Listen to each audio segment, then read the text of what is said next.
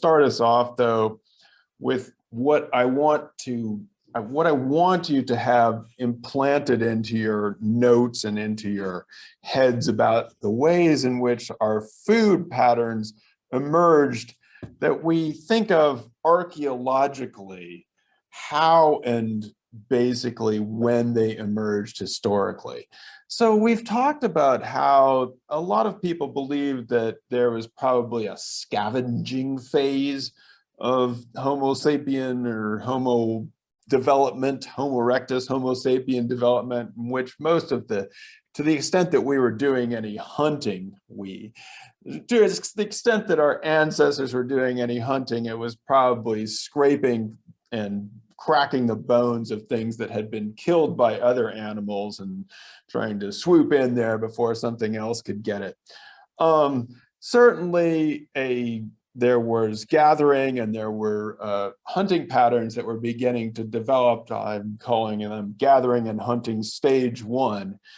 By the time that Homo sapiens emerge and expand from Africa into Eurasia, into Australia, and then, as we saw in the last class, into the Americas, their patterns of hunting and gathering have become more sophisticated. They're doing better. And they've adapted this pattern then to all the different habitable microclimates around the world.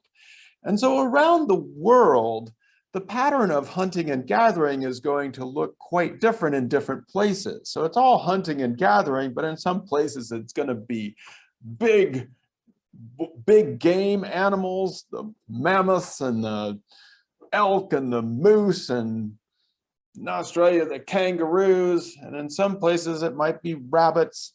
And in some places they might be very dependent on gathering resources of different kinds, tubers and berries, but those are going to be different in different places. And so this is a very flexible system, and it is not the same all over the world. It is adapted. And so I think I'm saying this because a lot of people kind of got thrown on my first question about the paleo diet. There is no such thing as one natural paleo diet that people were using all over the world. It was very varied ever since the beginning. It was very diverse. And so people were eating and gathering and hunting in all kinds of different ways from the beginning, even though that's how people spread all over the habitable world. Oh, and by the way, there was also cooking and even evidence of making things like bread in certain places. So the idea that we shouldn't have any bread because, the hunters and gatherers didn't do it. Nah, they knew about wild grains and how to process them and things like that. After that, what seems to have happened, at least in the archaeological record, is there was a shift in certain places, or there could have been. There were still people who were hunting and gathering, and there have been at all times, and they would have kept hunting and gathering as well. But there was a shift in some places toward what we call horticulture, or what we might know as gardening, small-scale cultivation of plants around the place, and then, as we'll see, probably integrated with some domestic animals. That's when we get to what we call agriculture, or more intensive farming, where you're really depending upon an intensive cultivation of plants, and you're starting to mix them together in various places, again, with domesticated animals. So again, these are the ways in which these developed. I draw them in a kind of circle here because there's not an inevitability. Just because you start small-scale gardening doesn't mean you're going to automatically intensify that and start farming. And you may still rely on a number of what we call wild resources or hunting and gathering, or you might mix together your hunting and gathering with different small-scale domestic animals. These things don't necessarily happen all at once or in other places. The emergence of pastoralism, or what we know of as herding animals, basically that you would mostly subsist by the animals in your herd, comes about after we see intensive agriculture. So it's one of the last systems to emerge, and it only works, or we only see examples of that, of people who trade with other societies that have agriculture, so that there's some sort of relationship between the people who are primarily growing crops and the people who are primarily herders. So this is more, this is what we think we know historically of how different peoples emerge in the historical record, the timing, and their trade relationships. We're going to be focusing in this class especially on this initial phase when we start to cultivate the plants, or especially the domesticated plants, part because that seems to be the first major change that happened. Now again, I want to get that sort of into your notes and into your head, because it contrasts with what the popular stereotype of how all these things happen. So these things, I don't even know if I want you to write them down. They're already in your head in some ways every time we watch things like the Flintstones, or have various comic book versions about how society developed. So in the old days, and still today in popular accounts, we think that there was this man going out and hunting big game, which was then followed by man corralling the animals and putting them all in a pen and riding animals, and man being up on those animals, becoming a herder. And then later on, perhaps because all those animals were pooping in one place, there were plants growing, so man started farming the land and becoming ever greater man.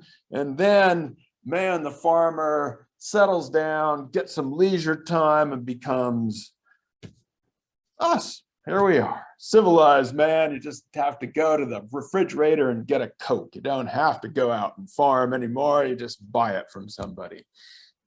So this is again a sort of progression that is, maybe we aren't actively thinking about it all the time, but it's a stereotype about how society developed.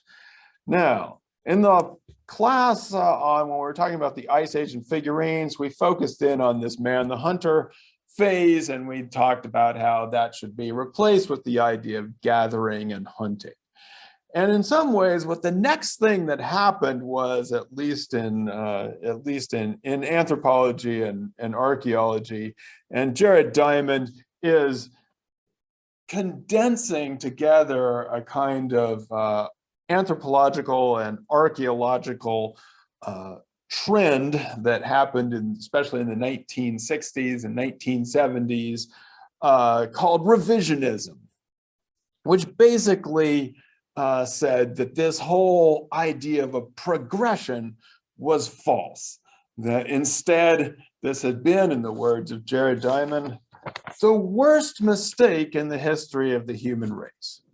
So, because Diamond is trying to sort of shake us up, this is what we call a polemical article. He's trying to get rid of, or trying to dislodge, some of our deepestly held stereotypes about how societies developed, who we are, what makes people happy in the world. And so he's going with a kind of, you might say, an over-the-top tone to this, which we'll later see is not quite warranted. But I want to first compare what Diamond says about the stuff that happens under hunting and gathering in terms of diet, disease, and social structure, and the stuff that happens under farming or agricultural societies, especially in this, what we might call the first transitional phase here. So we'll just go through each of these, and some of you pulled out some really nice examples here. And when I say this is what Diamond says, again, he's drawing upon a lot of other anthropological work. He didn't do all of this stuff himself. I've claimed that he's actually doing some plagiarism here of Richard Lee's work among the in the Kalahari, but we'll just let him slide on the plagiarism now because it's fun to read.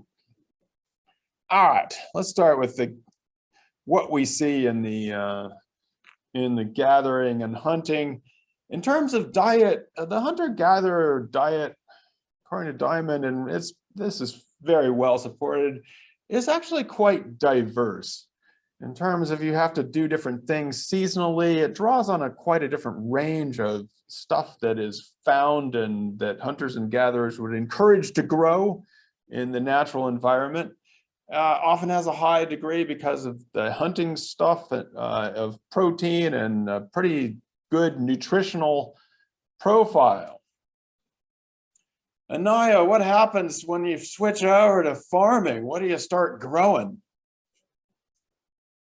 A lot of starchy stuff we're trying to get rid of, right? The stuff we found out is not so good for us, because most farming or most agricultural societies become dependent on, they start to plant one crop. And so, this is known as monocropping. You start to become dependent upon one essential source of carbohydrates.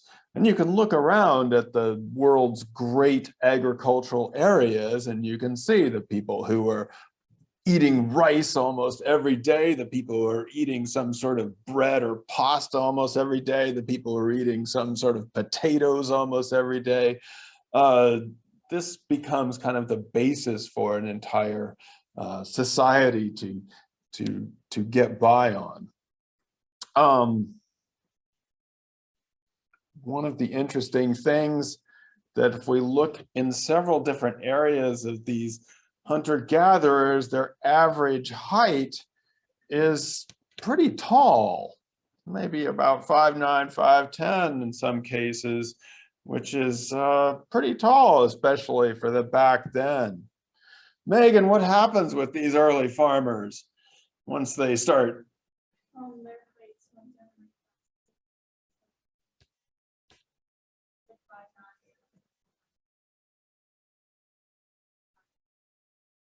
Right, yeah, so all of a sudden we see this, comparing the skeletons of the people who were in hunting and gathering societies, and all of a sudden they go down to being 5'4" or something, and start being little people. Which maybe doesn't mean that much, but Jack, what do we know about this in terms of what do we know about this in terms of people's health and what happened here?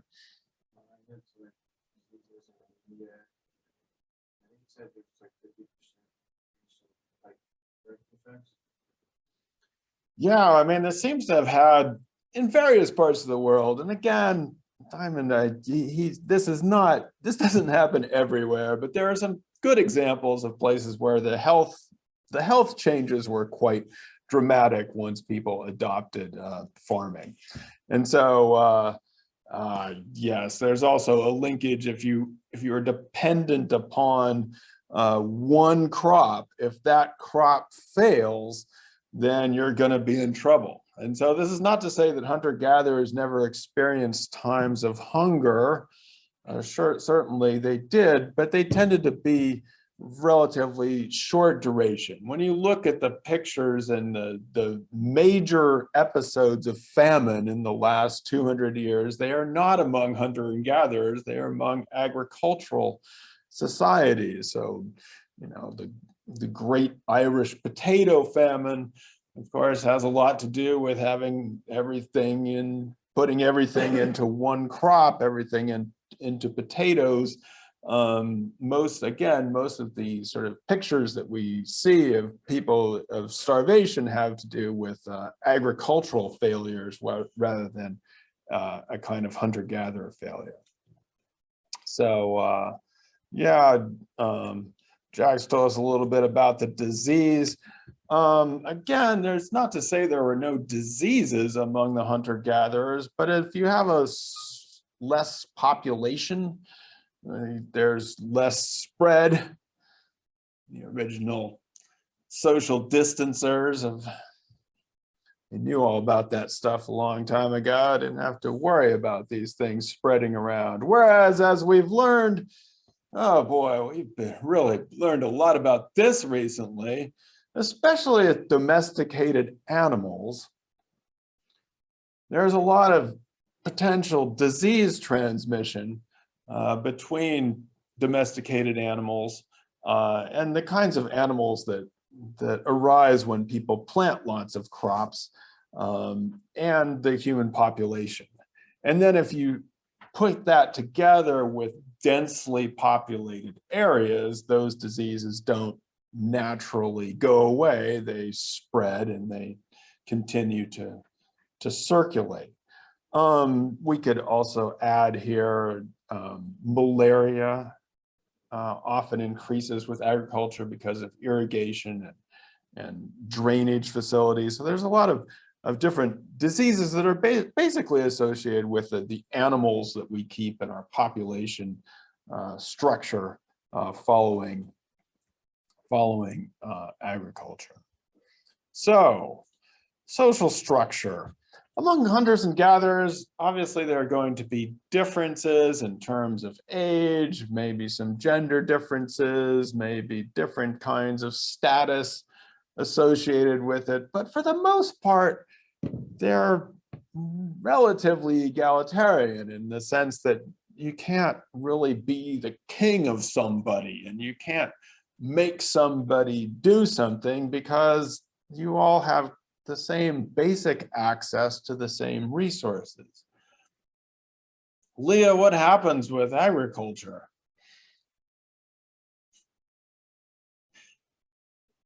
Huh?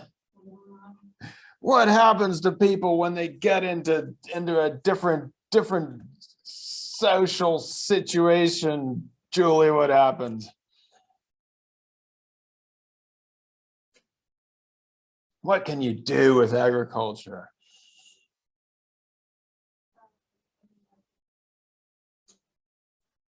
You can trade it and you can store it and you can deny people access to those resources, right? So all of a sudden you can have whole kinds of people who are made to grow things and then somebody else is just living off of that.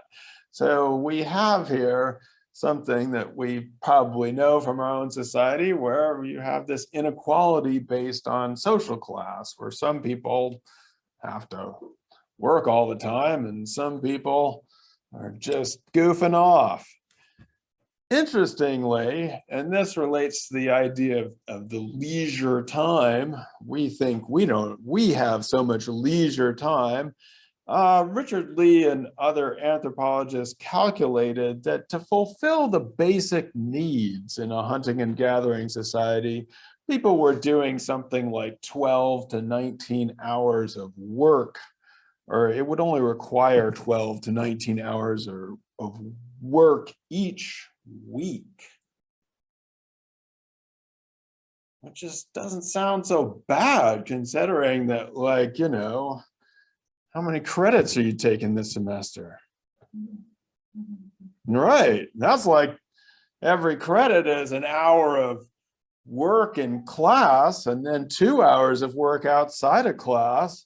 So, you know, not so great. And so in most farming societies, most people are working at least 40 hours a week, maybe more, and not have as much leisure time. Now you might say, well, yeah, but I have my iPhone, I can listen to music. Well, you know, they can listen to music too. More time to dance, more time for storytelling, more time for fun.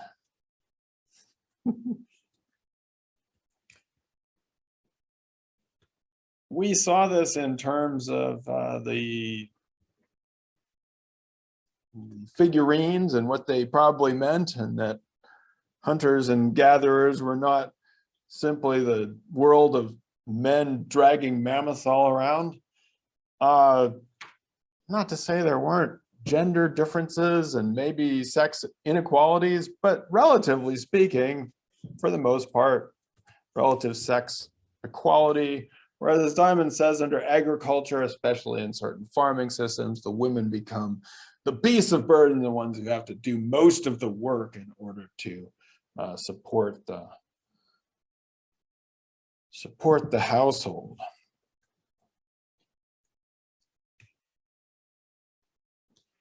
In hunter and gatherer societies, because you can't store and move food around, you may be looking at the pictures where we're able to see an actual war unfolding, and you might be looking at pictures of supply lines and what it takes to support people. You can't really do that in a hunter and gatherer society, and so there might be conflicts and there might be territorial disputes, but if you're a hunter-gatherer, you're just like, I think I'll just go over here then. There's no way to support an army, and there's no reason to have the kind of warfare that we see once agricultural societies develop, which is where one society will try and go in and take over another society's territory and push them entirely out, and that they can be supported by people who are growing and storing and moving food around. We'll read more about this for the next class when we're looking at Fuentes' article, the last 2 pages on his case on warfare and when it develops. But it simply doesn't really occur or doesn't seem to occur in our sense among hunting and gathering societies. Of course, this leads to a huge question. If agriculture, the worst mistake in the history of the human race, was so bad and everybody's short and dying, and why in the world, Jake, why would we do it? Why would anybody do this?